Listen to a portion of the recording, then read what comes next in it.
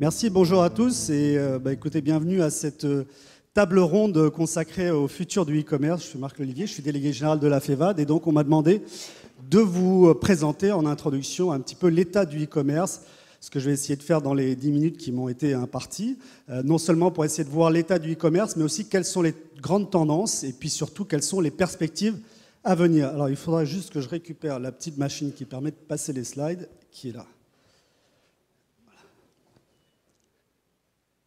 Alors, d'abord, juste un mot pour rappeler qui est la FEVAD. Donc, la FEVAD, c'est la Fédération du e-commerce et de la vente à distance. On regroupe environ 600 entreprises.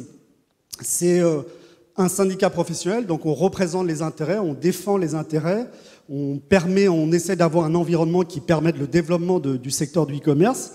C'est aussi, bien sûr, un lieu de promotion, un lieu d'échange, mais c'est surtout un centre d'observation privilégié, puisque grâce aux études que nous réalisons et grâce à la confiance que nous font nos adhérents, vous voyez qu'on a tous les types d'adhérents qui sont représentés, on arrive à dégager des tendances, à permettre l'anticipation, à réaliser des études de l'intelligence collective qui vont permettre ensuite aux adhérents de comprendre de l'évolution et surtout de mieux l'anticiper, puisque vous savez que ce qui caractérise aujourd'hui le e-commerce et d'une manière plus générale l'Internet, c'est la rapidité avec laquelle les choses évoluent et la capacité des entreprises à pouvoir anticiper ces évolutions est évidemment un avantage essentiel. Alors rapidement sur l'état du e-commerce, aujourd'hui, vous voyez que c'est un secteur qui représente environ 45 milliards d'euros de chiffre d'affaires. Ce qui est intéressant de voir dans cette slide, c'est surtout la croissance, l'évolution qui s'est réalisée sur les dernières années. Et ce qui frappe tout de suite, c'est de voir la constance avec laquelle ce secteur évolue. On n'est pas dans une évolution qui serait erratique, avec des up and down, mais au contraire sur quelque chose qui est très construit,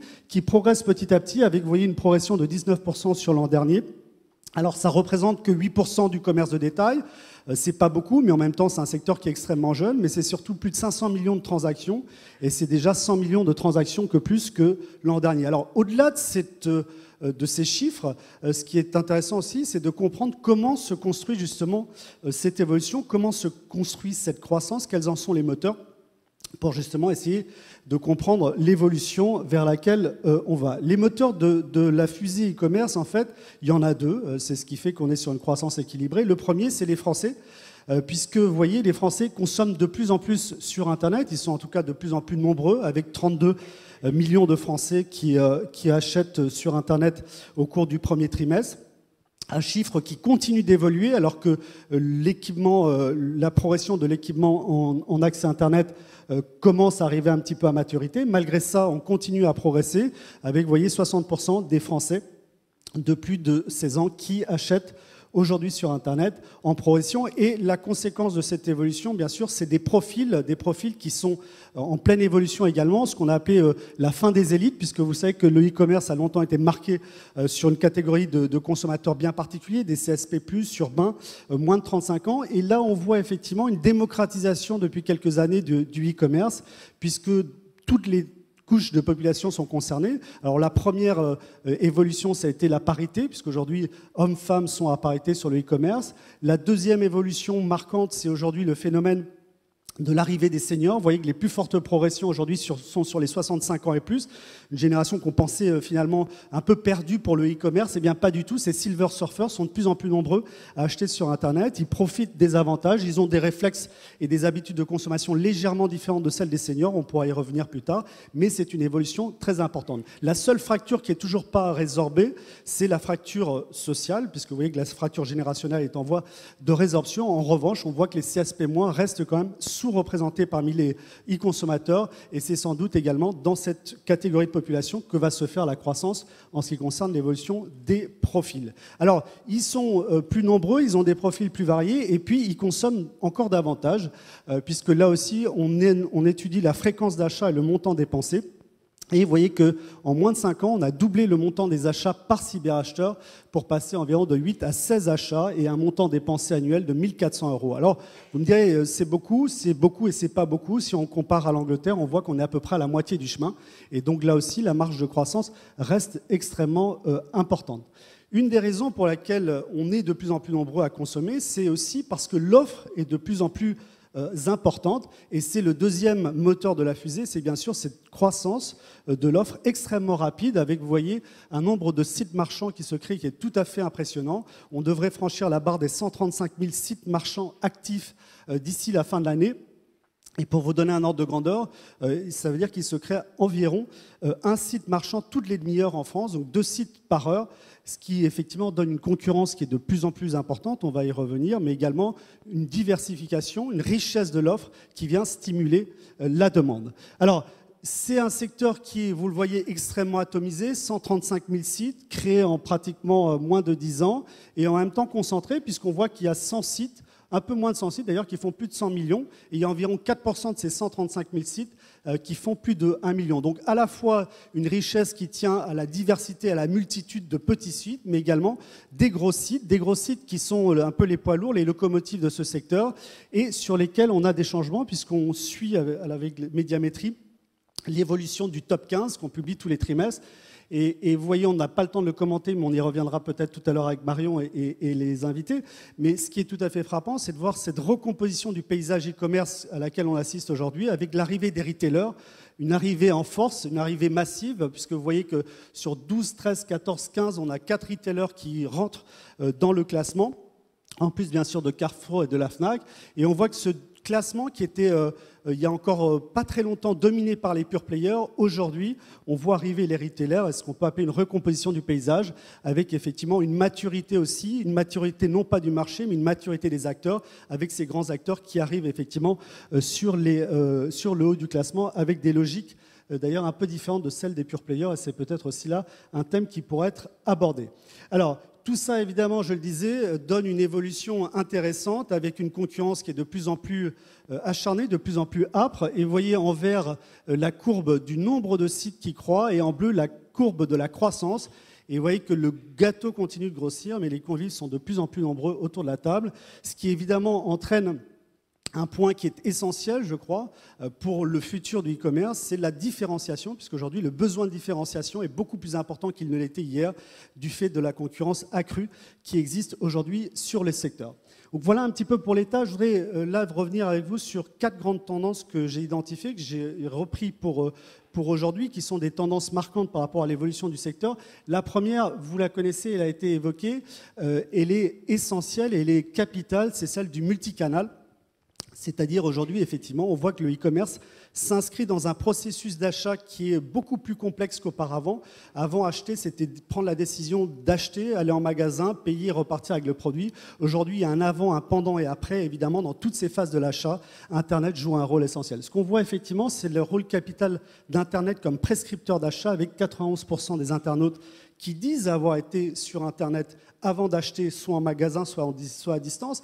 Et au-delà de ce chiffre, ce qui est important, c'est d'essayer de comprendre ce que ça peut donner sur le comportement consommateur. C'est-à-dire que vous avez aujourd'hui en magasin des consommateurs experts qui ont vérifié sur Internet un certain nombre de choses et donc qui arrivent en magasin avec des dispositions toutes particulières. Et cette tendance-là, elle est extrêmement importante puisque c'est ce qu'on appelle le web to store, qui modifie également le rapport au magasin et aux vendeurs. Vous voyez que 77% des gens qui vont acheter en magasin vont sur Internet. Cette tendance-là, elle est évidemment accrue par le phénomène du drive, qui est un petit peu ce qui aujourd'hui caractérise le multicanal, avec effectivement non seulement le drive appliqué aux grandes surfaces, mais également le click and collect, ou encore, vous voyez dans l'application McDo, quelque chose de très intéressant qui symbolise également le drive. L'autre point important, c'est que ça se passe dans les deux sens, c'est-à-dire qu'il y a 33% des gens qui disent qu'après la visite en magasin, ils ont été sur Internet.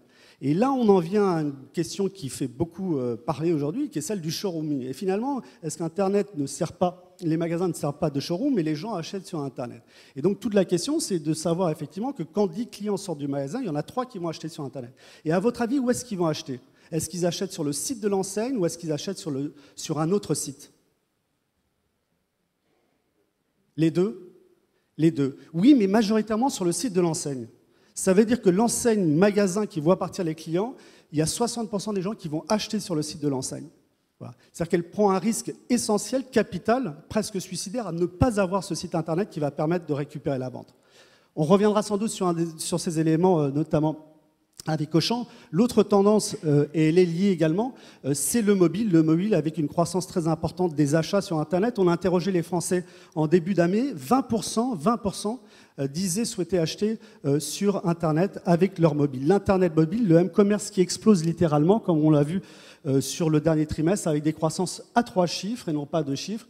Vous voyez ici, on est sur des croissances de 120%. Et ce qui est intéressant, c'est que le décollage du m-commerce est beaucoup plus rapide que celui du e-commerce autrefois. On a fait un comparatif entre 2000-2003 par rapport à 2010-2013 et on voit que le m-commerce croît 2 fois plus vite que le e-commerce. Et évidemment, c'est une tendance qui est extrêmement intéressante à suivre, sauf qu'elle ne se résume pas simplement à l'achat. Le m-commerce, c'est aussi l'utilisation du mobile pour l'achat. Vous voyez, 42% des gens qui utilisent le mobile avant un achat et surtout 38% qui utilisent le mobile en magasin. Et là aussi, ça dit beaucoup de choses et c'est toute la révolution du magasin et la digitalisation du parcours client. Une digitalisation avant qui se faisait surtout chez soi, c'est-à-dire qu'on regardait sur Internet et après on allait en magasin. Cette digitalisation, aujourd'hui, elle se poursuit dans le magasin avec des clients effectivement qui sont équipés, suréquipés et souvent plus équipés que les vendeurs. Et là aussi, évidemment, ça entraîne un certain nombre de modifications et on travaille beaucoup sur ces aspects de digitalisation du parcours client.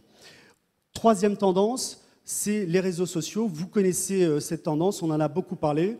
La e-réputation, le F-commerce, pour nous, ça ne marche pas. En revanche, ce qui marche, c'est les réseaux sociaux et le marketing de la recommandation, puisque vous voyez que les internautes attachent non seulement commandent beaucoup, alors contrairement à ce qu'on peut penser, les commentaires sont plus positifs que négatifs, et surtout, ils tiennent compte de ces avis. C'est la raison pour laquelle il est important qu'on travaille aussi sur la légitimité de ces avis. Mais l'autre tendance qui est reliée à celle-ci, c'est celle du shopping collaboratif, qui est une tendance très intéressante, qui se développe extrêmement rapidement. Alors, on l'a vu tout à l'heure, hein, dans la location d'appartements, dans le financement avec le crowdfunding, dans le coworking, dans la mode également, avec Vestiaire Collective et V-Dressing. Hein, Vestiaire Collective, c'est la plus grosse levée de fonds dans le e-commerce de cette année. Et puis également dans le covoiturage, ça a été commenté tout à l'heure, la location de taxi. Ce qui est intéressant, c'est que c'est une tendance qui est très récente et pourtant elle est déjà regardée de très près et c'est ce qui souligne d'ailleurs son importance, puisque vous voyez,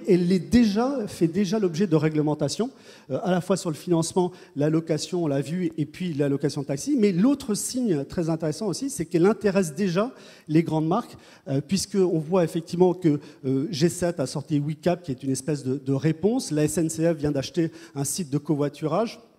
Citroën, BMW lancent aussi leur site.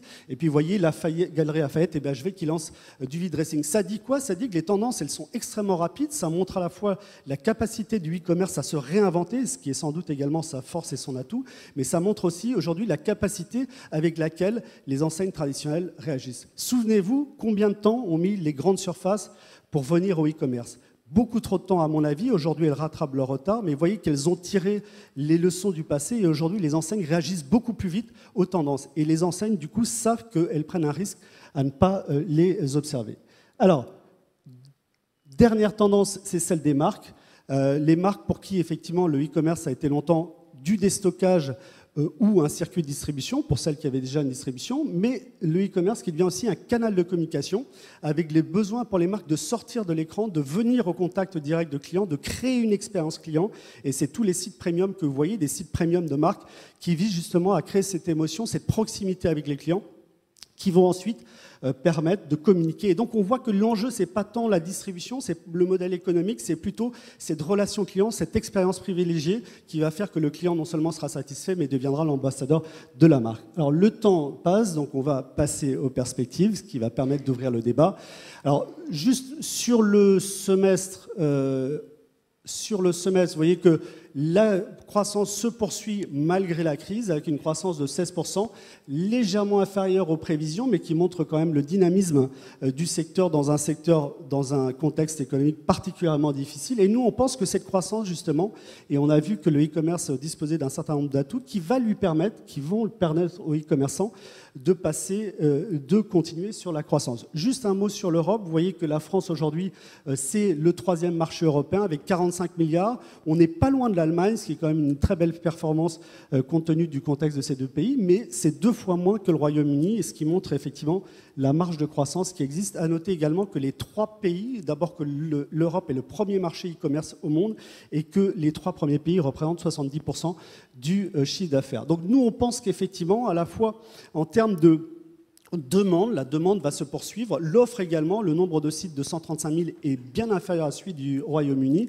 Et vous voyez qu'on reste sur une prévision qui sera une prévision de 50 milliards, la barre des 50 milliards qui vont être franchis cette année, et on est bien parti, et 70 milliards en 2015, qui fait du e-commerce le premier secteur de l'industrie numérique. Je pense que ça mérite d'être souligné. On n'en parle pas toujours, mais finalement, c'est le premier secteur en termes de chiffre d'affaires de l'économie numérique. Et puis, comme on parle du futur, on essaye d'aller un petit peu plus loin et de se dire finalement, OK, 2015, et qu'est-ce que ça sera en 2020 ? Eh bien, nous, 2020, on s'y intéressait depuis déjà longtemps, en essayant de voir à quoi ressemblera 2020 pour le e-commerce. Et la conclusion qu'on en a tirée, c'est que 2020, ça serait la fin du e-commerce.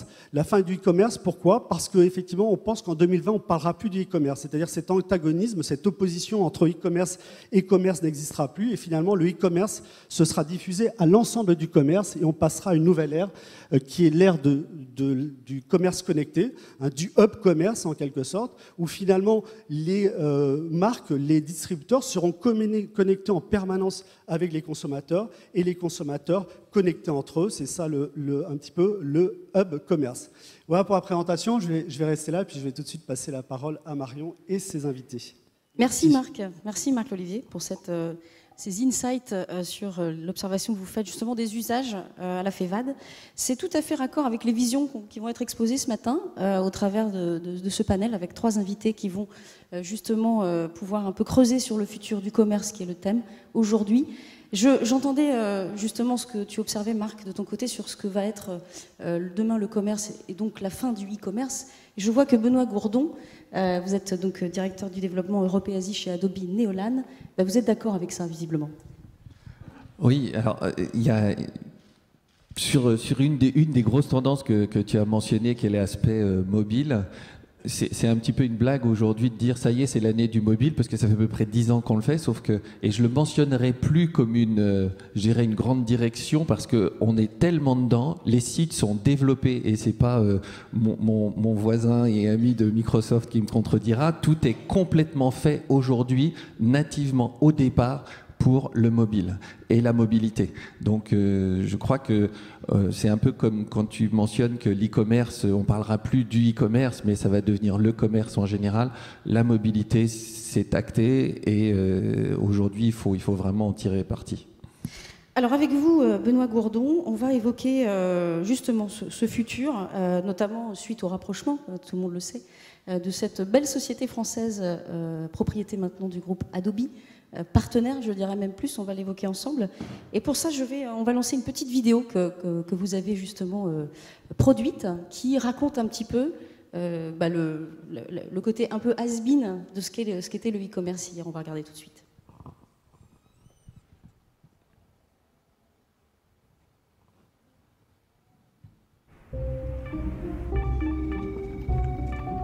Peter, come take a look at this.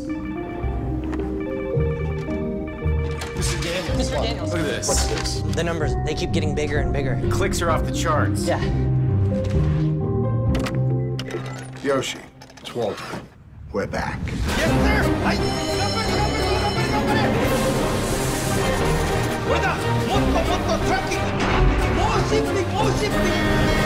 need more trees. More, please. I'll get you more trees. Hey, take a look at Woodpole. Everything you got on Woodpole right now.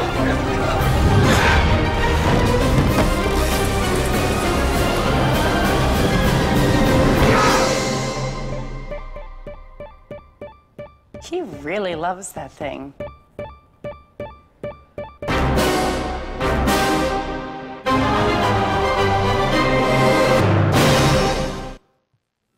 Voilà, sympa, hein. Très sympa. L'avantage chez Adobe, c'est qu'ils ont une création qui est incroyable. Et c'est une société très créative à l'origine et ça se matérialise dans le marketing. J'aime bien cette petite vidéo parce que d'abord, elle est extrêmement courte et je trouve qu'elle illustre extrêmement bien les challenges d'un responsable marketing aujourd'hui. Qu'est-ce qui se passe finalement quand il a des signaux entrants? Et ça, c'est pas simple pour un directeur marketing. Il y a 3 choses qui me frappent. C'est que, 1, il y a de la donnée, donc il faut savoir la traiter. Deuxièmement, c'est très temps réel, c'est très interactif, et on voit que la réaction, elle est immédiate et elle n'est pas forcément pertinente. Et puis troisièmement, finalement, l'aspect mobilité dont on parlait, il est exactement parfaitement illustré. Donc je trouve que ça exprime bien les challenges du e-commerce. Alors, pour vous, les 3 enjeux à maîtriser, il n'y a pas trop de bruit, les 3 enjeux à maîtriser sur le commerce connecté, puisque aujourd'hui on parle plutôt de commerce connecté pour Adobe et Neolan, qui en fait ont unifié un petit peu leurs 2 offres marketing très complémentaires, sur du marketing identifié et non identifié, donc pour la partie contenu et pour la partie outils. C'est bien ça. Ces 3 enjeux, c'est quoi? C'est le smart data, pardon. Oui, la donnée intelligente. On parle beaucoup de big data. Je ne suis pas très fan de ce terme parce que big data, c'est beaucoup de données. Pourquoi faire? Et puis nous, on ne fournit pas d'infrastructure pour gérer les datas. On préfère essayer de trouver celles qui ont de la valeur et qui vont apporter de l'intelligence à la manière dont on va le traiter après. Et là, on voit que des datas, c'est le temps réel. Donc là, je pense que le deuxième vrai gros enjeu, c'est le temps réel. Parce que finalement, je suis dans un magasin, je vais avec mon smartphone flasher le code barre, avoir de l'information, ou dans la petite vidéo qu'on voit en mobilité, avoir une interaction immédiate. J'attends de la marque qu'elle réagisse tout de suite. Et puis le troisième, c'est le contenu. Parce qu'un des enjeux qu'on voit chez nos clients aujourd'hui, c'est effectivement on veut personnaliser la relation, mais pour personnaliser la relation, il faut des offres, il faut du contenu. Et produire ce contenu aujourd'hui, qu'on peut imaginer comme étant quasiment individualisé, c'est une vraie difficulté, c'est une vraie pain, comme on dit. Et là, je pense qu'il y a un vrai enjeu pour permettre aux marques d'apporter une expérience utilisateur à la fois dans les magasins et sur les sites web qui soit toujours plus attractive, plus innovante, qui donne un peu de peps, de fun, d'envie et qui donne une expérience qui soit autre chose qu'une description produit. Ça veut dire aujourd'hui qu'Adobe Neolan oriente principalement sa R&D, notamment sur justement la mobilité, le commerce connecté et les enjeux notamment détaillés par Marc Olivier sur les chiffres du m-commerce. Alors, effectivement, le spectre que couvre Adobe aujourd'hui, c'est comme vous le mentionniez, depuis le surf anonyme pour lequel on va essayer d'aider une marque à proposer donc un accès à des données qui vont permettre d'être toujours plus pertinents dans ce qu'on va proposer aux clients, dans ce que la marque va pouvoir exposer sur son site web. Donc là, il y a une relation anonyme qui commence. On va enrichir cette relation anonyme et on va capitaliser sur un identifiant. On ne sait pas encore qui c'est, mais on va toujours enrichir la donnée, la valeur, et pour que la personne ait vraiment l'impression d'être connue, reconnue et de voir qu'on lui propose des choses intéressantes. Et puis au fil du temps, et c'est l'apport de Neolan, on va faire en sorte qu'on le connaisse mieux, qu'on l'identifie, qu'il devienne un prospect identifié dans notre langage, et que là, du coup, on aille encore plus loin dans la relation, puis qu'il devienne client, et une fois qu'il est client, qu'on continue à lui apporter une expérience utilisateur jusqu'à délivrer donc les produits en temps et en heure, avec toujours une relation maîtrisée, contrôlée, unifiée. On va passer la parole à Daniel Malouk. Vous êtes directeur général e-commerce chez Auchan. Bienvenue. Pour justement évoquer le futur du e-commerce pour un acteur traditionnel de la distribution, et c'est pas simple aujourd'hui de se digitaliser, je pense que vous êtes d'accord avec ça. Déjà, détaillons un petit peu quelle est en gros la photographie d'Auchan aujourd'hui. Est-ce que vous pouvez nous détailler un petit peu ça? Peut-être effectivement commencer par présenter qui est Auchan. J'ai quelques slides rapides. Et puis ça donnera aussi du sens à ce que disait Marc en disant qu'on a mis un tout petit peu de temps à se lancer. Le groupe Auchan dans le monde, c'est une slide, je vais passer vite, mais juste pour que vous illustrez une présence dans 12 pays. C'est un chiffre d'affaires de 60 milliards en 2012 sur 4 pays historiques. Le bouton vert pour défiler. Donc sur 4 métiers historiques qui étaient l'hypermarché, le supermarché, l'immobilier et la banque.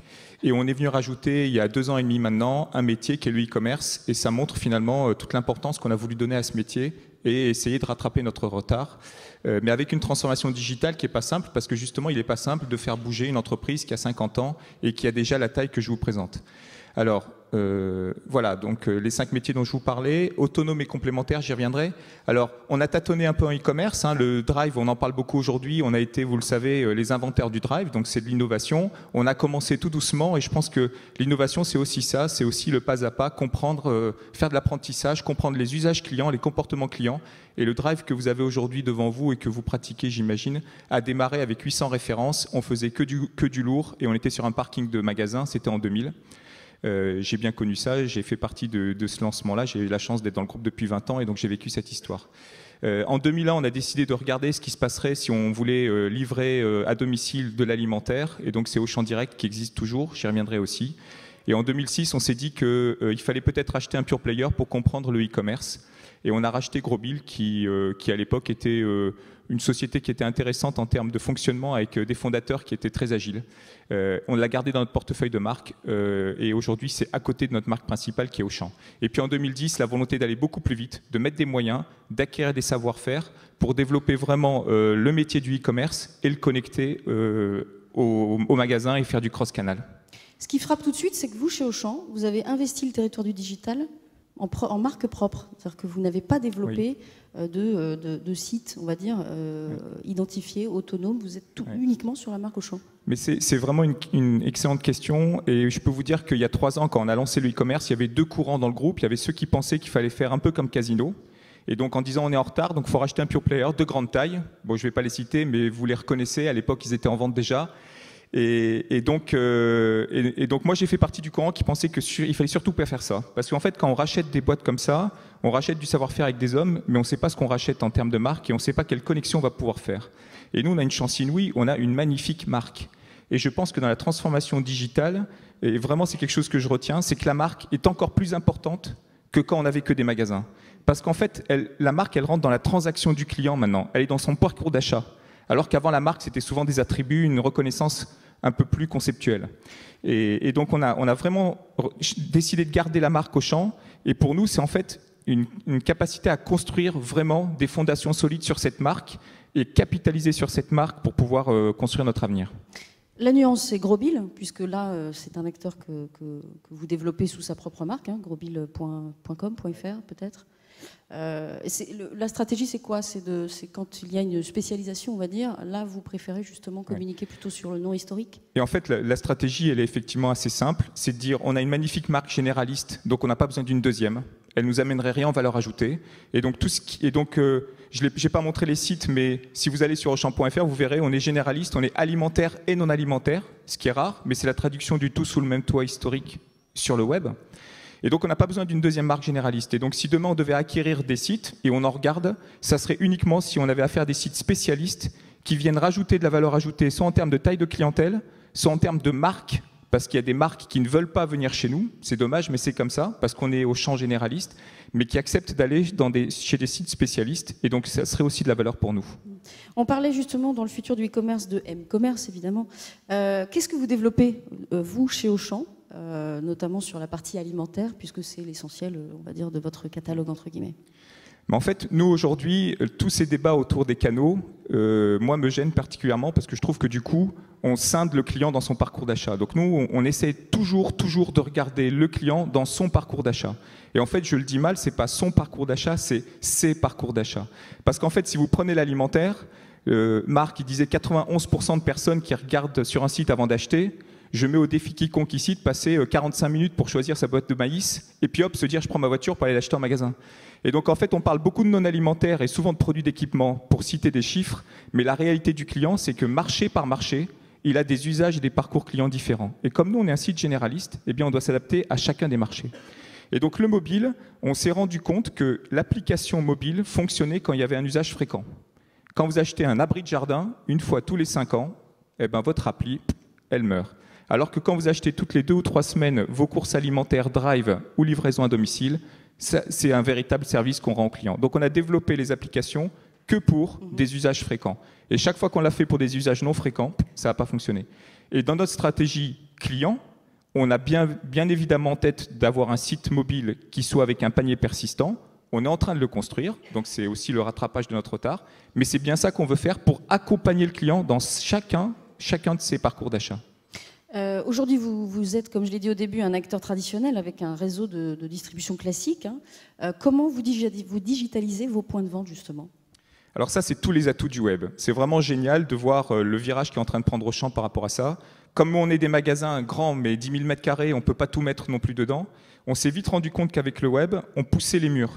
Et donc, on pouvait d'abord enrichir les gammes essentiellement non alimentaires. Donc, on a, sur toutes les familles produits qu'on a décidé de faire, on a fait des gammes beaucoup plus larges et on est allé chercher des troisième tiers, ce qu'on appelle le troisième tiers, donc des produits à prix de vente moyen plus élevé. Donc ça a été le premier enjeu. Et on a aussi décidé de développer des familles qu'on ne développait pas par manque de place, comme le meuble. On s'est dit qu'il y avait une opportunité de développement du meuble sur le web. On s'est dit qu'une marque comme Auchan, finalement, était légitime aux yeux de clients, quelle que soit la catégorie. On a fait des études clients qui l'ont prouvé. Et donc, on a enrichi les gammes et développé le meuble. Et aujourd'hui, tout ça, c'est vendu en magasin. C'est tout récent, ce que je vous dis, on est en cours de déploiement. Dans 10 magasins aujourd'hui, je crois. Donc, on a validé le test. Donc, il y a 10 magasins qui ont validé le test. Et maintenant, on est en train de le déployer sur tous nos magasins en France. Et en fait, c'est tout simple. Vous arrivez en magasin, vous avez décidé d'acheter, je sais pas moi, un ordinateur blanc. Et vous arrivez en magasin et le vendeur, il vous dit, j'ai le même, tu peux le soulever, tu peux le peser, mais il est noir. Bon, jusqu'à hier, le client, il disait, je sors, et puis on avait peut-être une chance qu'il l'achète chez nous, mais c'était pas gagné. Là, le vendeur, il dit, bougez pas, madame, monsieur, si vous le voulez, on passe la commande ensemble, sur tablette. La commande, elle est passée, et en plus, on a mis en place tous les dispositifs e-commerce. Donc aujourd'hui, je peux vous livrer chez vous, dans un point retrait, en magasin, et donc on redonne la liberté au client, et la vente se fait en magasin. Alors, sur la logistique, c'est sans doute peut-être relativement bien huilé sur 10 magasins en test. Par contre, quid du défi managérial ? Il faut former les vendeurs, il faut leur expliquer comment ça marche. Alors, le thème de la transformation digitale, on le prend souvent sur un aspect technologique. Je pense que le plus gros défi, c'est la marque client, c'est ce que je disais tout à l'heure, et les collaborateurs.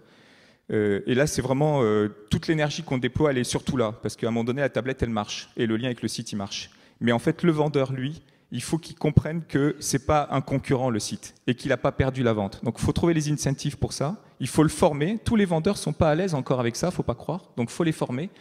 Et ensuite, il faut faire en sorte que le parcours client soit sans couture, réellement sans couture. Je peux vous dire qu'on en est très loin, on est très humble par rapport à ça, mais un peu comme le drive, on apprend. Je peux vous dire que chaque semaine, on en apprend tellement qu'on ne sait même pas les mettre en application la semaine d'après. Et donc tout ça, c'est du savoir-faire qu'on emmagasine. Et à un moment donné, ça va se voir dans nos parcours clients et dans la transformation humaine qu'on est en train de mener. Il y a un dernier enjeu à maîtriser, visiblement, pour Auchan aussi, c'est le chantier de la data. On en parlait justement notamment avec Benoît juste avant. Pour vous aussi, c'est un chantier important. Ah oui, c'est un chantier énorme. Bon, nous, on a aussi de la chance en étant retailer, c'est qu'on avait déjà de la data des passages caisses.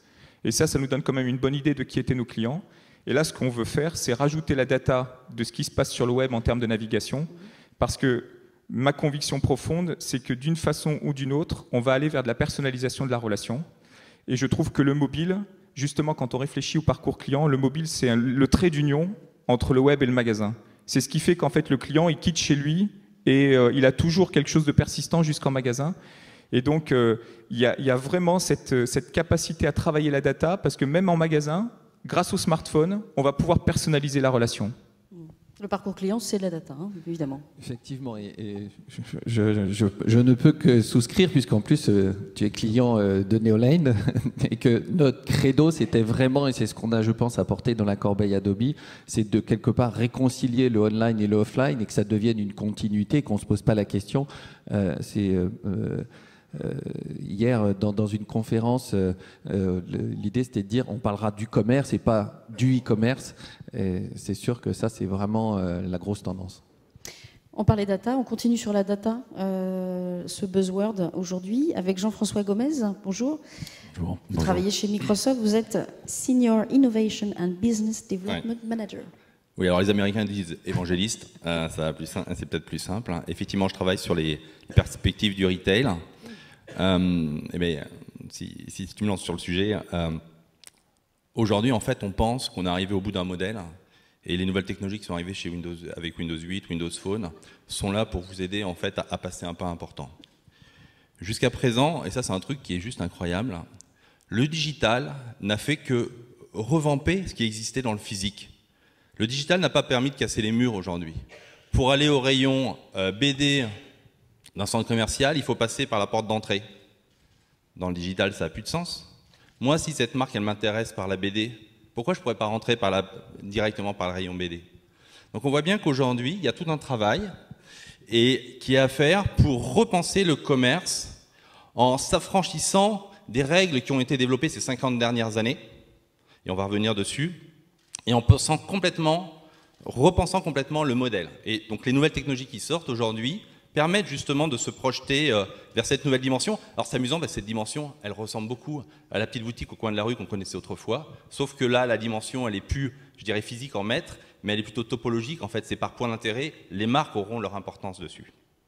Sur Microsoft, justement, l'enjeu, c'est de développer notamment de l'innovation sur l'identifiant. On parlait justement de login. Oui. On rentre dans un magasin, en gros, on pourrait choisir sa porte d'entrée, entre guillemets. Ça, c'est un point qui est aujourd'hui tout à fait étonnant. C'est-à-dire que ces 50 dernières années, globalement, on a perdu l'identité en tant que commerçant du client.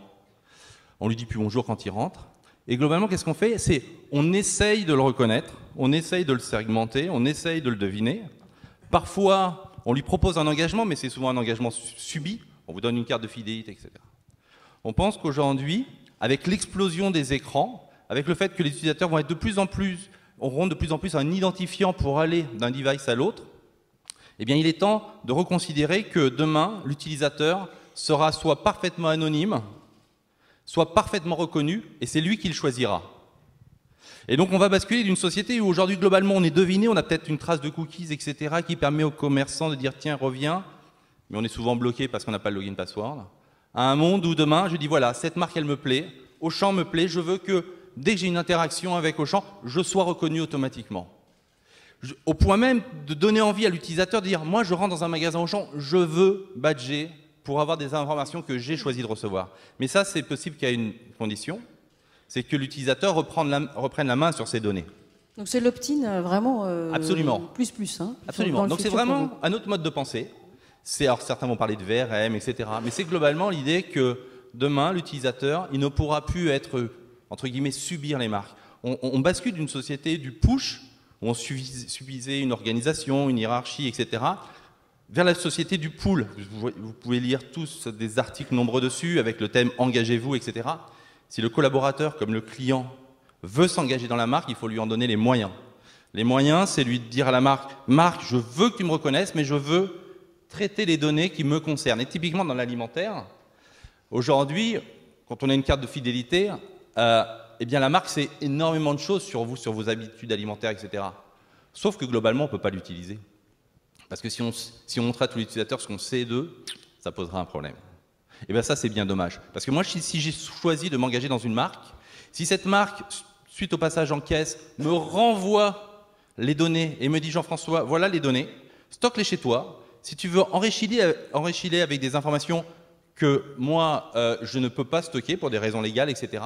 Quand tu reviens me voir, viens avec les données et je te conseillerai ou je te ferai des recommandations. » Donc c'est tout à fait un autre mode de pensée, c'est redonner les données à l'utilisateur en lui disant « Si tu t'engages dans la marque, ben forcément tu reviendras et on aura tous à gagner. » Donc pour la distribution, c'est un nouveau mode de pensée où quelque part le client s'engage dans la marque, il va reprendre la main sur la relation. Et donc dans Windows Phone, Windows 8 notamment, vous avez une fonction qui est toute bête. C'est une fonction qui permet de punaiser en fait le point d'entrée dans l'application. Donc si vous avez une marque qui fait du textile, homme, femme, ameublement, etc., vous pouvez dire « je rentre par la porte homme ».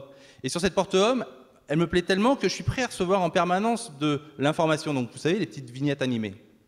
Mais ça, c'est un changement qui est magistral pour la distribution. Et moi, je le vois puisque je travaille sur de nombreux projets sur ce sujet-là. Rien que de dire ah ben maintenant ton client va choisir la porte d'entrée, il ne sera plus obligé de subir en fait la porte principale que tu as choisie pour lui. Ça, c'est une vraie rupture en fait sur laquelle je crois que nous devons tous travailler aujourd'hui parce que le client, quand il va aimer une marque, il va vous dire moi, c'est cette porte qui m'intéresse. Ça n'empêchera pas d'aller voir le reste. Mais ça veut dire également c'est engager les collaborateurs et ça, je reviens sur ce point-là également qui est très important.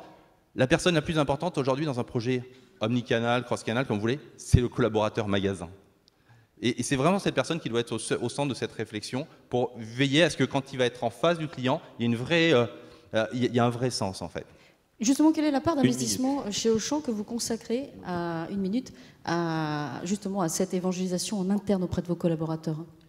En fait, on pense qu'il n'y a pas de baguette magique et qu'il n'y aura jamais de Bing Bang là-dessus. Et donc, on travaille échelon hiérarchique par échelon hiérarchique. Et donc, en fait, on a déjà réussi à caler tout le niveau des dirigeants. Et maintenant, on est tous embarqués en se disant, c'est un seul projet. Comme le disait Marc, c'est le commerce de demain. Donc, ce n'est pas le e-commerce ou le commerce magasin. C'est juste notre avenir qui est là. Et ensuite, on l'a partagé avec l'ensemble des directeurs de magasins qui, je pense, aujourd'hui, sont vraiment embarqués dans le projet aussi. Et du coup, c'est quand même comme ça qu'on réussira, parce que si vous envoyez une force de frappe qui va faire une semaine dans un magasin puis se retirer, ça sert à rien. Il faut que ça soit vécu au quotidien. Et donc, c'est porté par la hiérarchie. Et du coup, on approche au quotidien chaque échelon hiérarchique jusqu'au plus proche du client. Benoît, rapidement. Oui, je voulais juste rebondir, c'est que pour que finalement le client il ait envie de rentrer dans la marque comme ça, il y a deux choses qui sont importantes, me semble-t-il. C'est un, il faut montrer la valeur. Et tout viendra de là. Si vous prouvez que finalement vous apportez quelque chose à ce client, il aura envie de venir vers vous dans la durée. Et la deuxième chose, c'est tout ce qui touche à la privacy, qui n'est pas encore complètement résolu aujourd'hui. Mais je pense que vraiment l'avenir du commerce en général, puisque du coup la privacy c'était surtout sur l'online et un peu moins dans les magasins entre guillemets, elle va vraiment venir de la gestion des données privées des personnes. Comment on va pouvoir résoudre cette question? C'est ce que vous développez notamment sur votre blog. Vous êtes l'auteur d'un blog spécialisé sur des prospectives e-commerce. On est plusieurs à réfléchir sur ces modèles. On pense qu'il faut vraiment aujourd'hui se remettre en cause et penser différemment le commerce qui aujourd'hui dans le monde digital en fait reprend en fait ce qu'on a appris dans le physique. Or aujourd'hui le digital permet de transformer le besoin d'engagement des collaborateurs comme des clients font qu'on doit pouvoir les engager de manière beaucoup plus efficace. Et c'est vraiment difficile parce qu'une équipe marketing, aujourd'hui, elle a l'habitude d'essayer de capter toutes les informations sur un client. Là, on lui dit non, toi, tu es là pour faire en sorte que le client il se réalise dans ta marque. Et s'il se réalise dans ta marque, tu créeras un lien qui sera beaucoup plus fort en fait que le reste. Mais ça, c'est un vrai travail. Je parle de rupture. Une équipe marketing, on a vu avec certains retailers, dans certains, je crois, sont dans la salle, sont en train de travailler dessus. Ça ne peut pas être les mêmes équipes. On doit continuer à faire du marketing traditionnel en mode push, etc. et sur lequel, eh bien, beaucoup de conférences portent. Mais en même temps, il faut commencer aujourd'hui à réfléchir différemment. Microsoft amène ses outils pour penser différemment, pour faire en sorte que l'utilisateur s'approprie, investisse dans la relation.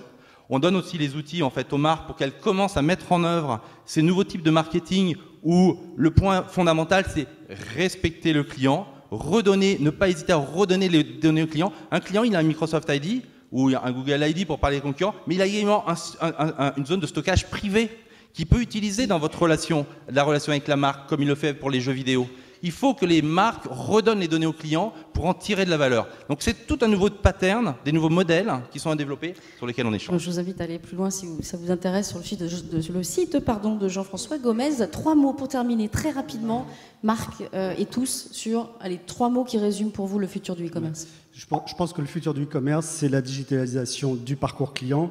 C'est un enjeu marketing, c'est un enjeu humain, ça a été rappelé. C'est aussi un enjeu économique. Tous les sites ne sont pas rentables. C'est comment on finance toutes ces nouveautés, tous ces investissements, tous ces efforts pour améliorer la relation client. Et puis surtout, je crois que le futur du e-commerce, c'est la capacité à gérer le paradoxe du client. Le client est au centre du système et ce client est paradoxal. On l'a vu, il veut à la fois de la protection des données mais une relation extrêmement personnalisée. Il veut de la sécurité mais il veut aussi la protection des données. Il veut des services de qualité mais il ne veut pas payer. Donc il faut qu'on arrive à gérer ce paradoxe. Et là, de ce point de vue-là, je pense que la réglementation jouera un rôle important. Effectivement, il faut trouver un point d'équilibre. Et puisqu'on a la commissaire Kroes qui va intervenir tout à l'heure, je pense que la réglementation européenne est aussi essentielle au futur du e-commerce. Jean-François, le futur du e-commerce en 3 mots pour vous?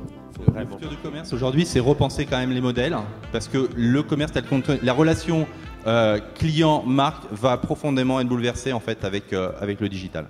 Très bien.